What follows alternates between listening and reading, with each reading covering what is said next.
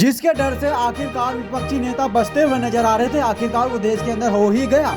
जिस तरह से ईडी ने लगातार विपक्षी नेताओं की धड़कनों को बढ़ाकर ऐसा कर दिया है कि मानो विपक्षी नेता भागते हुए नजर आ रहे हैं ईडी से। लेकिन ये बड़ा सवाल उठता है कि आखिरकार ये ईडी क्या विपक्षी नेताओं के लिए ही बनी है, और जो बीजेपी के सांसद और जितने भी बीजेपी के नेता हैं क्या इनके लिए ये ईडी नहीं बनी है?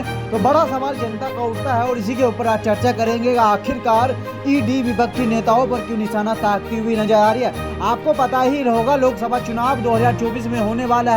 उससे पहले लगातार ऐसी धड़कन विपक्षी नेताओं की बढ़ती हुई नजर आ रही है। माननीय श्री नरेंद्र मोदी जी ये काम करते हुए नजर आ रहे हैं कि आखिरकार लगातार विपक्षी नेताओं पर ईडी का छापे डलवाते हुए नजर आ रहे हैं। लेकिन अहम सवाल जनता का ये निकल कर आता है और आता ही रहेगा कि आखिरकार बीजेपी के अंदर जितने भी नेता हैं क्या वो दामन से एकदम साफ हैं? क्या उनके ऊपर कोई दाग नहीं है?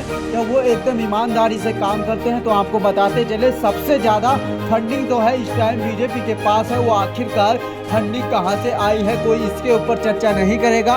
सिर्फ आपसे यही जानने का प्रयास करेगा कि विपक्षी नेताओं के ऊपर ईडी का छापा मार दीजिएगा और उनको जेल के अंदर बंद कर दीजिएगा। जिस तरह से लगातार आम आदमी पार्टी की धड़कन बढ़ती हुई नजर आ रही है।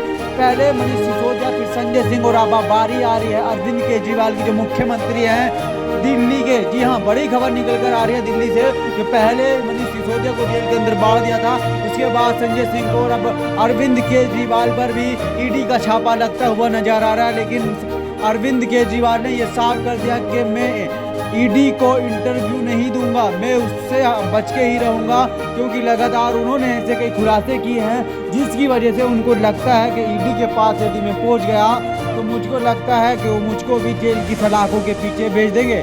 बहुत ही बड़ी अपडेट निकल कर आ रही है और लोकसभा चुनाव भी होने वाले हैं और 5 राज्यों के अंदर विधानसभा चुनाव भी होते हुए नजर आ रहे हैं। लेकिन मने नरेंद्र मोदी जी और पूरा नरेंद्र मोदी जी का मंडल इन दिनों मध्य प्रदेश में चुनावी रैलियों में मगन होता हुआ नजर आ रहा है। लेकिन अभी भी उनके पास कोई भी ईडी का एक भी छापा नहीं लगता हुआ नजर आ रहा है। यदि आपके पास कोई सबूत या कुछ गाइडलाइंस होती हैं, यदि आपके ऊपर कोई दाग लग जाता है और ईडी आपको दोषी करार दे देती है और आप बीजेपी में चले जाते हैं तो आपके वो दाग एकदम साफ हो जाते हैं। इसी के ऊपर भी कई नेताओं ने सवाल उठाया था। कोई भी विपक्षी नेता यदि किसी के ऊपर ईडी का छापा लग जाता था तो लगातार बीजेपी में बढ़कर अपने आप को एकदम साफ सुथरा मानने लगता था। ऐसा मैं नहीं कह रहा हूँ, कई न्यूज़पेपर की गाइडलाइन कह रही हैं और बड़े बड़े न्यूज़ चैनल कह रहे हैं।